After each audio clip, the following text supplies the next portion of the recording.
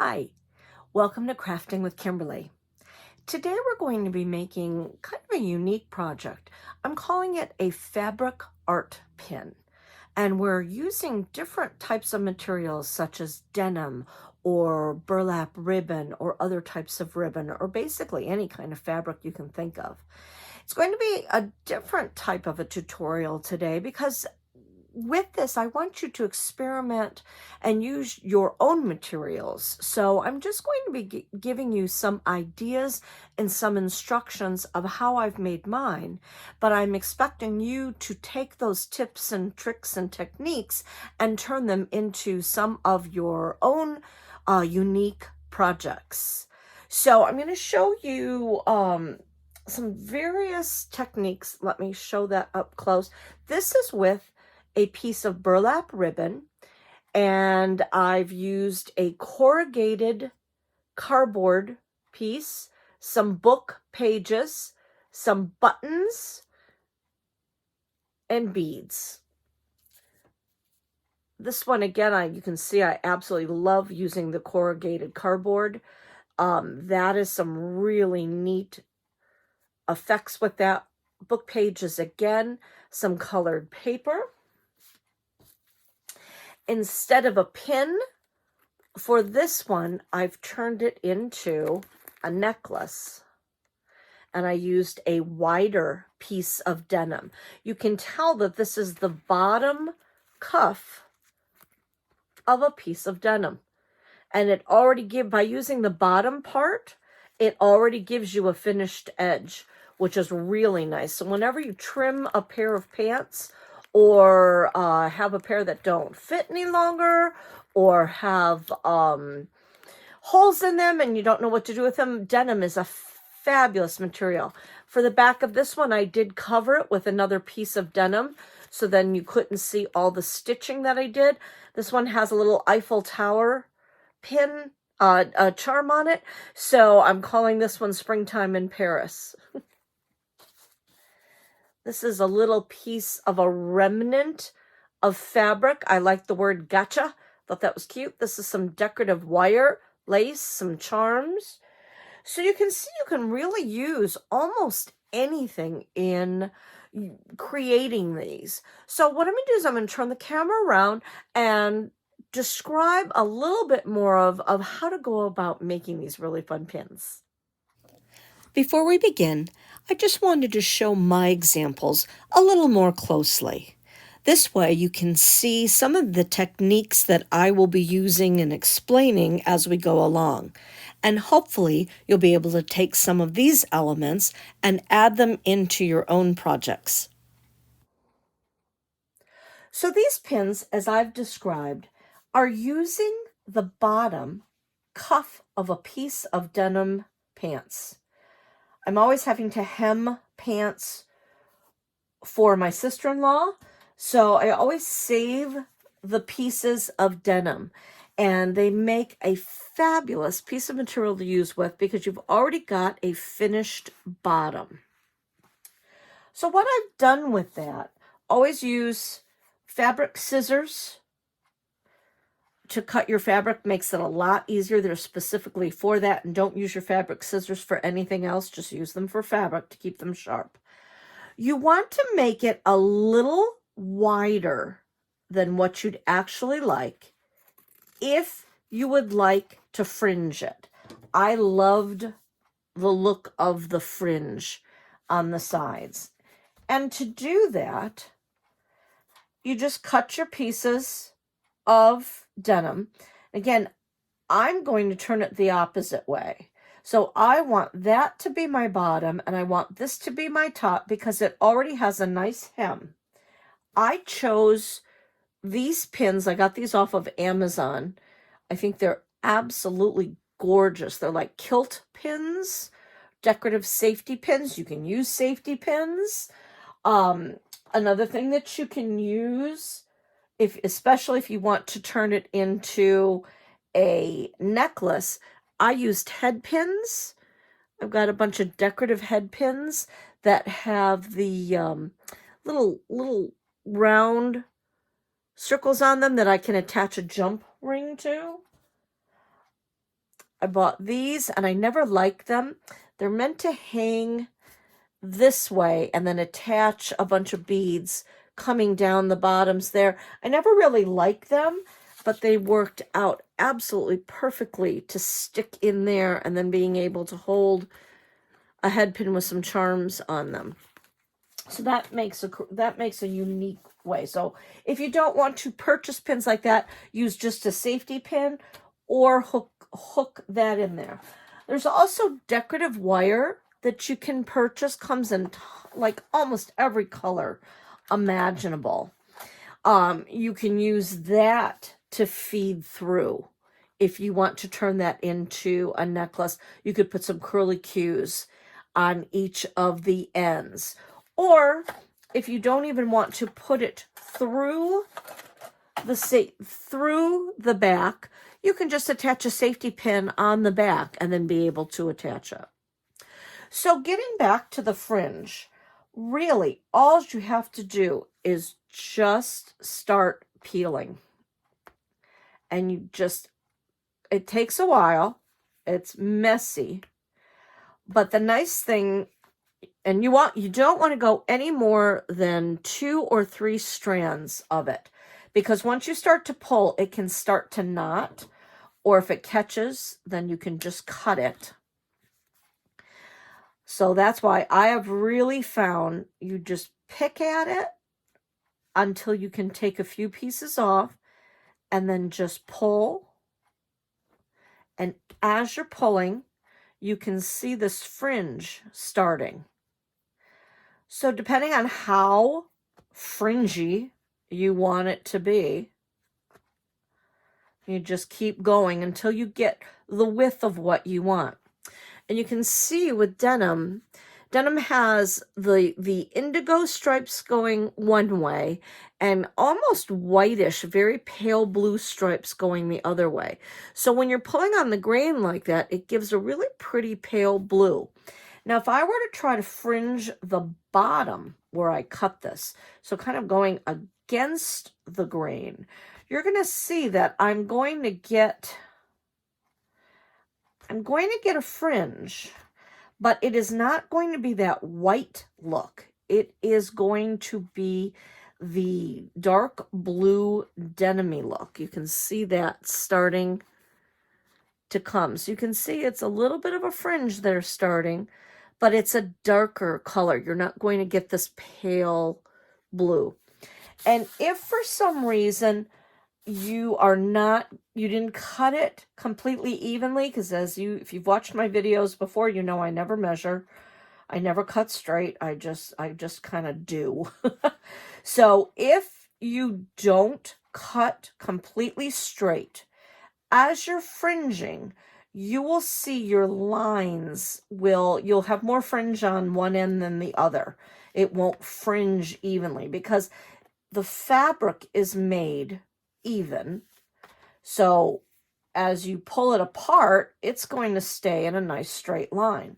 But if you didn't cut it that way, you'll have more fringe on one side than you will on the other. And I'm just going to try to pull enough of this so you can somewhat see.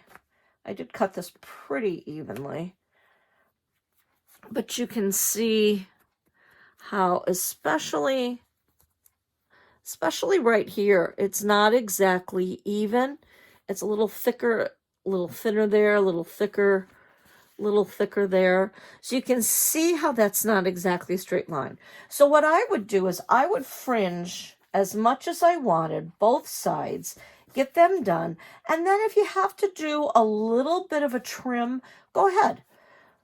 You can just lay it down. I would put it up against a straight edge, so then you can evenly cut and even up your fringe. Or if you want it to really look organic, then keep it different sizes. So when I made these, I preferred the blue part of it, this pale light blue part. I didn't really like the dark blue fringe at the bottom. And many of these, you can see I cut a piece of lace and put that at the bottom. So I didn't really care what the bottom actually look like because I put lace. Here I just cut it, didn't put anything at the bottom of that. This one I let fringe a little bit, but not by much, and I just left the bottom as is. So you would just keep going along and fringing if you want it fringed, or just leave it, you can just leave it plain.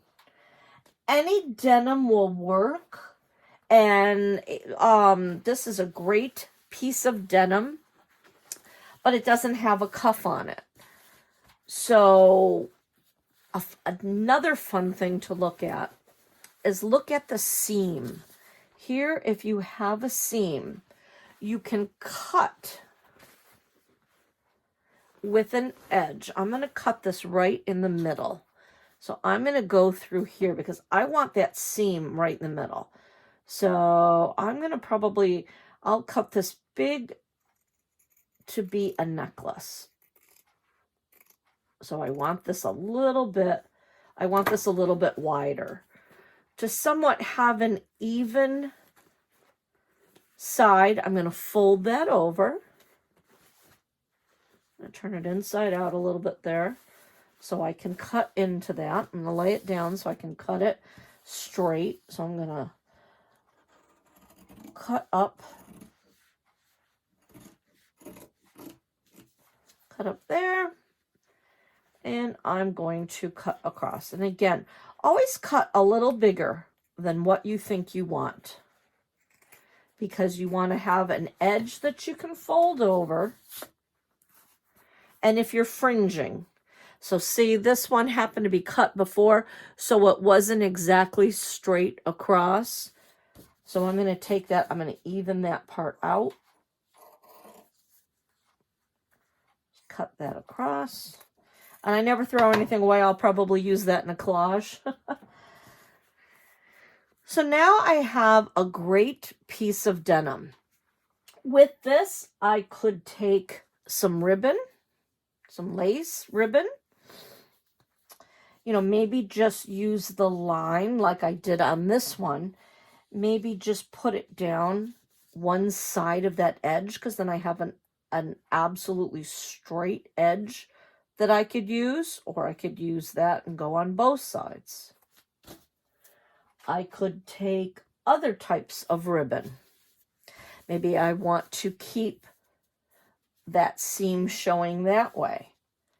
I could cut little pieces of ribbon, use that as a line in the middle. I could put beads going down that. So anyway, I wanted to highlight that. You could turn it completely over. Use this side of the material where that really cool surged seam is. Let that be a design element. And if I want this to be a necklace, I have to have a way to attach it. So I usually fold about 1/4 of an inch over. And then I would either machine sew or hand sew. All of these I did hand sewing. Sew across that. The way I did this closure, I'll use these that I had shown you before, these two small round ones. You could either wrap them together to attach them, just twisting them around each other. This is about how wide I need it to be, because I want that to go right. I want my end to go right to the edge. So I need to see how wide I want to make it. So I can see I need about that much. So I could take another piece of wire. I could take a piece of masking tape or Scotch tape, attach those two pieces together, glue, whatever I want to do, and get them in there. And then you would fold it over. So you can see now I have an edge there and my other one there. And then I would sew right up against that. Do either decorative thread or do a denim-y blue to hide that. But sew right across the top there, and that will hold those in, and then I can attach jump rings and attach a chain. Or if I did not want to actually even fold that over, I could take another piece of denim or fabric. I could just lay those there, glue them in, glue the other fabric to it. Could be a decorative fabric, could be anything you could attach, you could glue it around there. So whatever you'd like to do with that. So that's a neat way to use, you know, head pins in a different way. So that's one way. With these, like I said, these were on Amazon. I absolutely love these pins. These will go in. What I did is you want to put it, you don't have, when you're using this particular pin, they're thin and narrow because it has to fit. You only have about that much space to fit it. And what I did is you put it through. I put it kind of upside down and facing forward for this particular pin.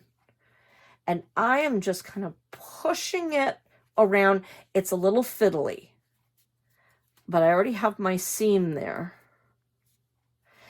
If you're going to use pins such as these or even a regular safety pin, I would attach it first, because you can see I'm really needing to put a little bit of force in there to get that to go around. Now, if I had already decorated there, I would kind of be ruining it. So now you can see it's on there. So it's a little fiddly, but if you just push it, it will go on there. Now, it is a little harder when you're sewing, especially with the sewing needle and thread, because it will get caught in there as you're going up and down, but just be careful with it. But that's the shape of the pin for that. So I also suggested using the corrugated cardboard.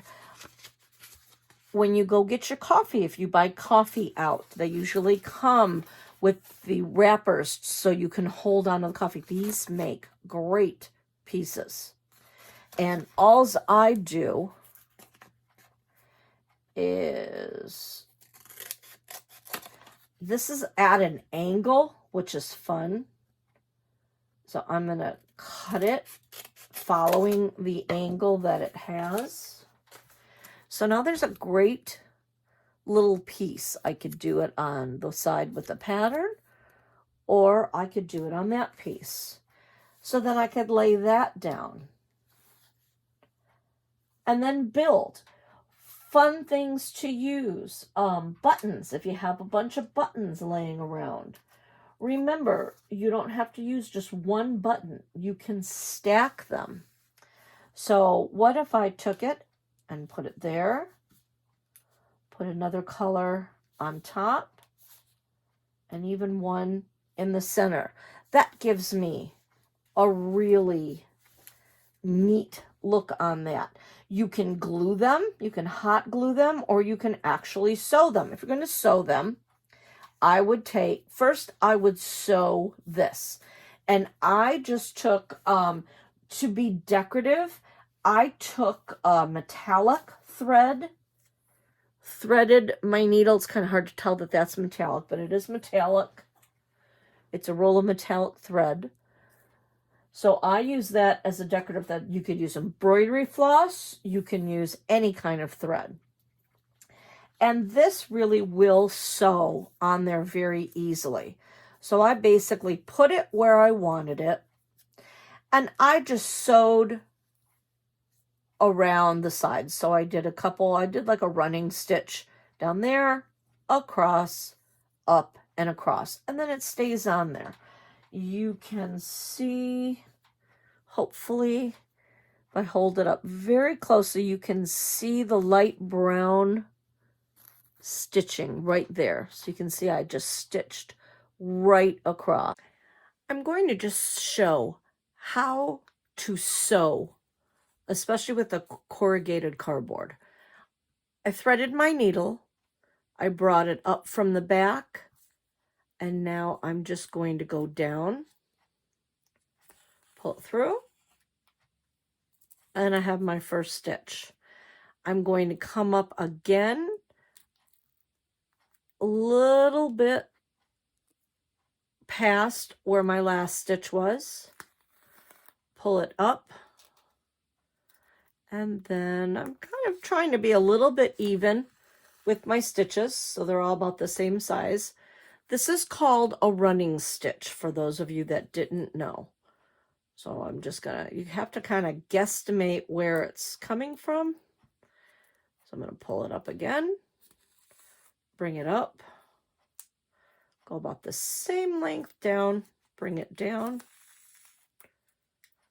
pulling it tight so you can see, just doing a little bit of a running stitch all the way around. Now, if you go through the wrong way, that's all right. It's a little hole, but a lot of times it will not show.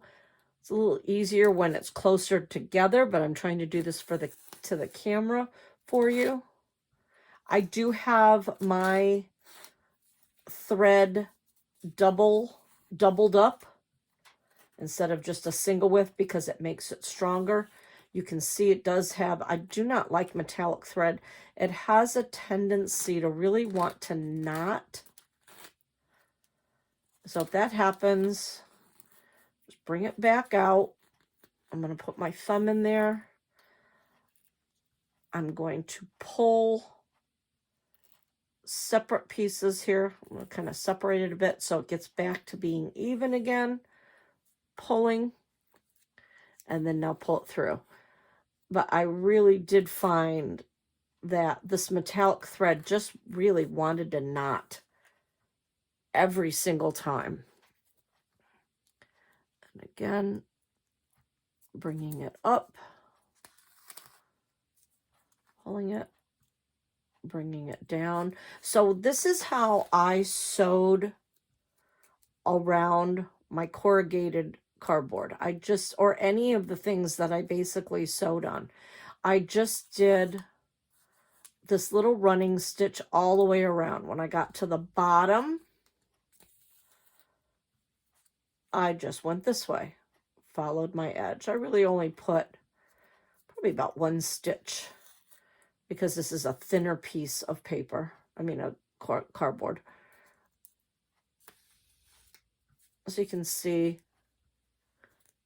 came down one end, did a little bit there. I would go up the other end and then go across, and then I would just knot it in the back.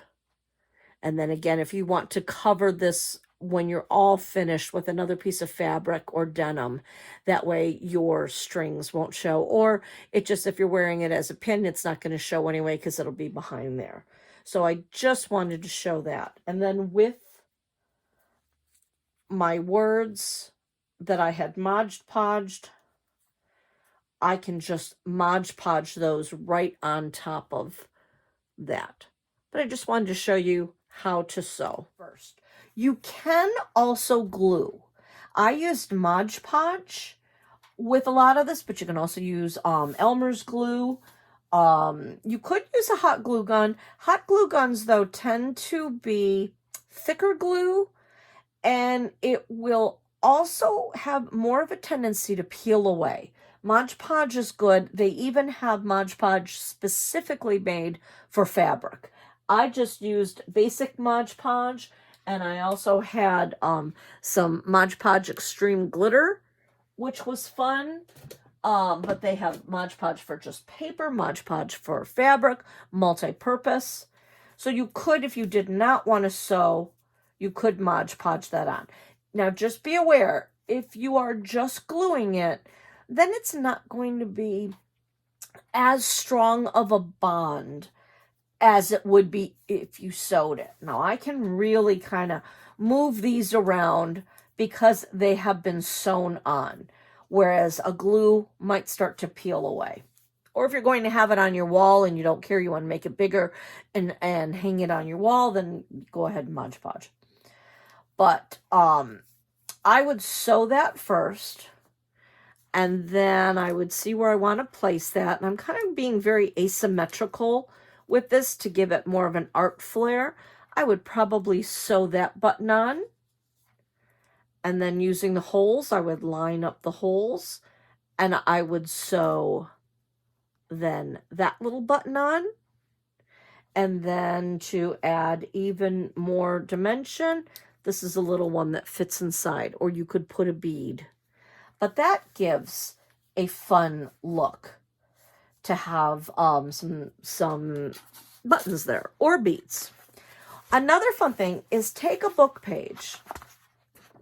I know some people really go crazy when you're going to tear apart a book, but after you've read it and after you've appreciated it and you don't want to donate it, there is just a ton of paper and uses you can use with books. If you go to your local library, the books that they are not able to resell or donate, they do recycle. So you can also go to your local libraries and ask them if they have any books that they are recycling, and then grab one of those.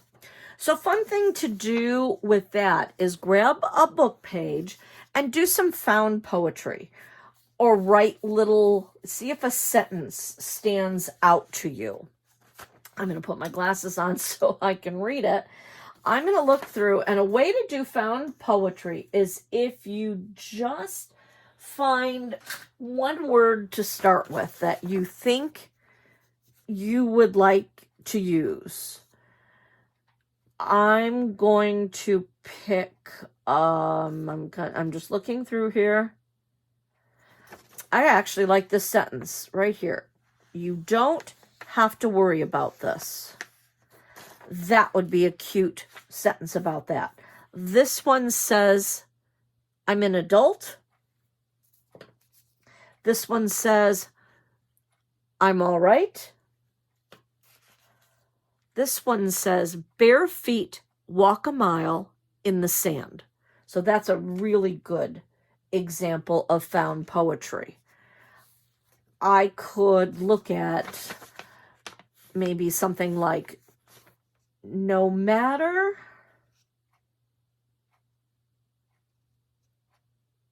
I kind of like just no matter.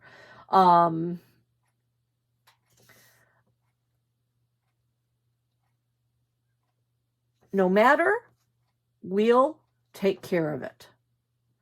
Or no matter why. Or why in the world would you say that?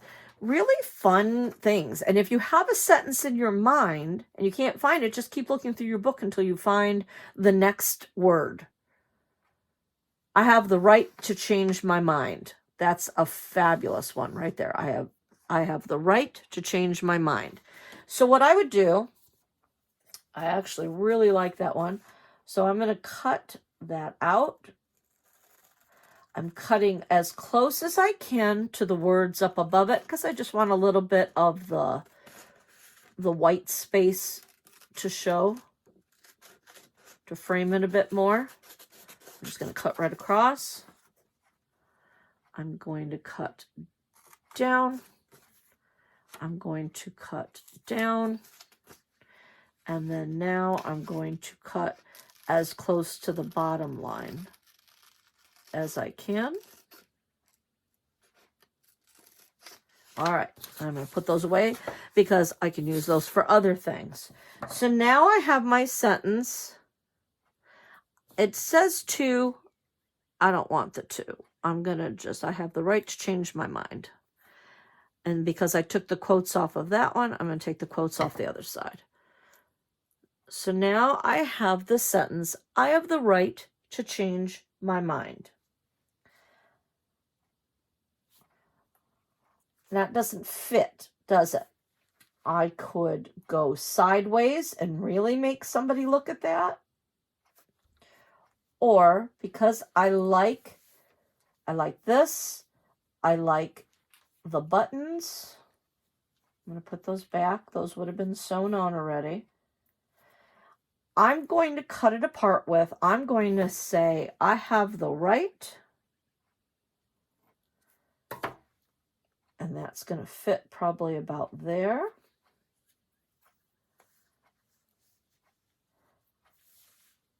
To change my mind. And I think that looks really cool. What I do is you want to have a dedicated paintbrush for your Mod Podge, because Mod Podge will ruin your paintbrushes after a while. But if you wash them right away, I buy these really hard, cheap ones. I get them at the Dollar Tree, but it's not really painting bristles. They're a little harder, but for use on Mod Podge, they're fabulous. I also have a silicone mat that I like to glue right on. Nothing sticks to this. You can eventually go through, peel all of this stuff off. So I glue right to it. So what I would do is I would bring that down, take my Mod Podge, I'm going to hold it down, and I'm going to paint with the Mod Podge right over that. Just to make it easier so it won't stick, I'm going to pick it up and then move it over.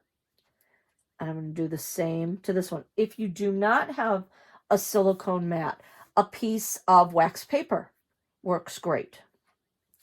Be careful though with the wax paper, because what you want to do is definitely, after you've painted it with your Mod Podge, pick it up and move it someplace else. And you can see how I'm kind of letting that stay up a little bit so it won't glue to it. The nice thing about the wax paper is if for some reason it does glue onto the wax paper, you can just cut right up against it, and then you'd have that to do. Many times what I will do is I will paint that with the Mod Podge, let it dry, flip it over, paint the other side.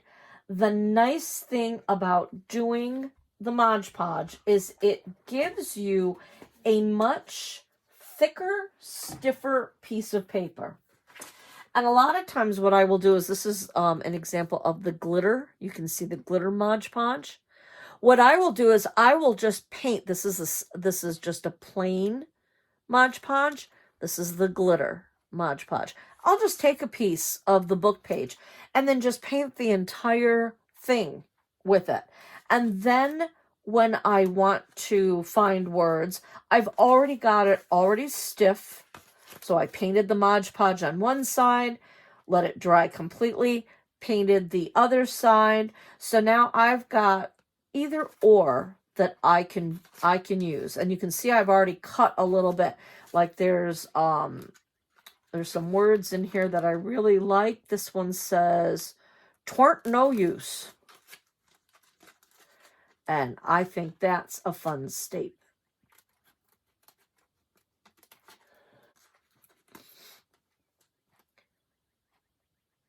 So you can see cutting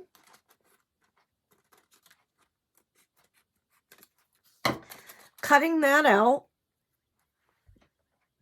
It's already stiff and much less easier to tear apart. I can sew with the needle and thread right onto that and it won't fall apart. Or, since this is already Mod Podged, going over to my project, it's dried, it's stiff, I can then take it and then I can just glue it and Mod Podge onto that if I didn't want to sew on that. So I could just glue that right to it. So book pages are really fun to put words in there. when I paint, I always have book pages around. And then when I need to wipe my brush off, instead of dipping it in water right away, I wipe it on a book page. Because now here's some great pages to be able to collage with. You can see the words coming through. You get the different colors of paint. This one had the paint, and then I also took that glitter Mod Podge to put over. So I can use these in collages. I can cut shapes out. This I had a lot of blue left over, so I just kept adding to this page. I use this color blue a lot, so I just kept painting and painting and painting, and the paint that I couldn't put back into my tube, then I just painted the rest of the paper. So that is where I was able to tear some pages to give these waves. And again, this is all just Mod Podged on. I sewed the cardboard, but I glued just the papers, and then I did the beading right there. Other fun things to use. They sell charms in little packages. So they have little themes. So if you wanted to have a specific theme, like these would have been cute to be able to add on there, because this is a beach theme. So with a little turtle, a sand dollar, and a little blue circle, those would have been fun to add on there. So if you're looking for inspiration and you can't really think of anything, you can look and see, well, what kind of charms are there that I could use? Silk flowers are another great thing, especially at the Dollar Tree, because they're cheap. Silk flowers are basically meant to come apart. You can see I've already used these on there. So all you do is you just pull it off. So as you pull these off, you have some fun flowers. So now I could add flowers. I could either glue it, or what I did for these, I took a sparkly bead and sewed it, which then attached my flower. And then to do like the stamen on the inside, I just did a couple of stitches going this way. So now this is on there, but it's still soft and floppy instead of being Mod Podged. It's nice and soft and floppy. With this lace ribbon, it had little holes going across the top. So what I did is I sewed all through the little holes, but then I did take it and Mod Podge it down because I wanted it to lay flat. So that's really your choice of how you want it to be. This one is an example. You can see it's a little, if I hold it straight up like that, you can see it's a little puffy. I just stitched around there, but I didn't care if it was completely straight. You could even stuff it if you wanted to make it really puffy. And with the wire, I just curled my wire around, and then I just took my needle and thread and stitched around it, stitched the hole where the charm was. This one, I again stitched around the holes up at the top, and then just let it be soft and floppy. I didn't need to Mod Podge. What I did with this is, after I got everything sewn on and I Mod Podged my back, I took my Mod Podge, I took the paintbrush, and I dabbed all the way around each of these edges. And especially with the ribbon, when you cut ribbon, it has a tendency to want to fray. So if you just give it a little bit of Mod Podge on the edge, or glue on the edge, then it won't fray for you. So I did that, and it's a little stiff, but wearable, it's just fine. But that gave me a nice finished edge. And because I didn't fringe it, I didn't want it to start to fray. Because as you can see, after you've cut it, you can see these little edges that you just, if you were to tear it, it's going to start to fringe. It wants to fringe. So even just moving it, you can see all the pieces of fabric that are coming off, and you can see just how much this really wants to fringe. And this is a good example here of, see, if I were to try to pull this, it's going to get all knotted. So that is why I'm saying pull little pieces at a time, so then you won't get it knotted. But if you like that look, that can also be another really cool distressed look. Pull up a bunch and then just leave it hanging like that, so you can really get distressed. And again, that's why we're calling them art pins. We don't necessarily want them to be very perfect and very uniform. You know, I've tried to do a lot of asymmetrical things as I was doing it. I'm a very symmetrical person, so to do the art, it was a little hard for me to kind of go at the different angles, but I loved how it looked because I always want to be perfect with everything. So I liked how that looked. Ribbon is fun to use. This is a great ribbon that has the metal wire. So these are really easy. It already has the wire and the lace on it, so I don't have to do anything extra. That's what this one is made from.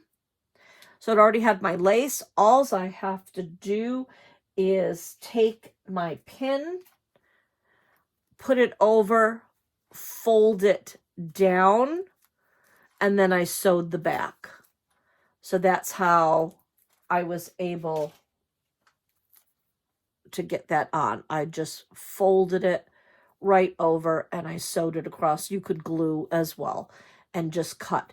If you're going to cut, again, I would Mod Podge the edge, because burlap ribbon, even though it has the wire on the sides, it does have a tendency to want to fray a little bit. So ribbons are really fun to look for. So look for those, especially after a holiday. The ribbons go on sale, usually like 80% off, so you can really get some great stuff, even if you never know what you're going to use it for. Here's a great example. So this one's a pretty one. It's burlap, but it's got some gold flecks in it that makes a pretty pattern. You can take part of this and put it on the jeans if you want some contrast. Cut a shape out of it. Do just a little square. Again, the sky is really the limit with any of this. You know, any types of charms that you have. Beads. If you have some necklaces that you're not liking anymore, take the beads apart to be able to use. Lots of fabric. I don't have any fabric examples here, but this is an example of a small piece of fabric that I used, and I liked the squares and the colors. I fringed the areas. You could do a bunch of patchwork on there. So again, needle and a thread.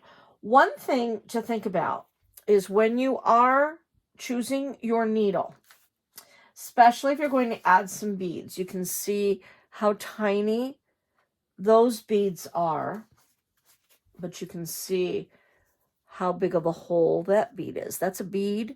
I just put it facing up. Buttons on the back have their big hole. These are little beads that had a little hole. So what you want to make sure is before you start to go to sew, say I want to add some pearls. You want to make sure your needle is going to go through. So here's a bigger pearl. I can easily put this needle through, and I'm not going to have a problem with that bead. But then look at the hole for this one. Extremely tiny. I can get it to go on top, but I cannot get it to go the rest of the way. It's going to be stuck. So when you're choosing your needles, if you know what your beads are, check first to make sure, oh, I can use that one because that goes right through. It's a tinier head, so the small little beads will go through that, whereas this was a bigger, thicker head, it's not going to go through. So be very aware when you're going to sew, so you don't waste your needle and thread. You don't put it all on there already and then not have a chance to be able to use it. I think I've pretty much shown you absolutely everything. Just really start to go crazy with what types of materials and things that you can find. It's a really fun, it's just a really fun project to come up with all the different materials that you have around your house. You only need little bits of things. So look around, see what you have, see what you can use. And again, glue, Mod Podge, needle and thread, embroidery thread, any type of paper, book pages, old pieces of clothing that you can't use anymore. You can cut those up, little pieces of fabrics, remnants from other projects that you've had. If you don't do anything with fabric, if you go to Joann Fabrics, they have small little samples, little quilting squares. So those are fun to use because then you get a whole bunch of different coordinating fabrics that are already stacked together for you. They're called fat stacks. So those are fun, fat quarters. So those are fun to use. Any kind of any kind of embroidery thread, metallics, regular sewing threads, cardboard, corrugated cardboard, really, again, sky's the limit. Look around, look at things differently and say, how can I use this? What can I do? How can I put the things together? Add a safety pin, buy some decorative safety pins, use head pins, just use wire. So many fun things to do. I hope you have enjoyed this tutorial. I hope you go out and you can make some really fun projects. Again, do it as a wearable, a necklace, a pin, or make it bigger and do a little wall hanging, or put a magnet on the back of it and put it on your fridge, or make a card out of it and add it to the front of a card. And then it's a two for gift. So I hope you had fun. Thank you for crafting with me today. Again, Kimberly Canale, and see you next time.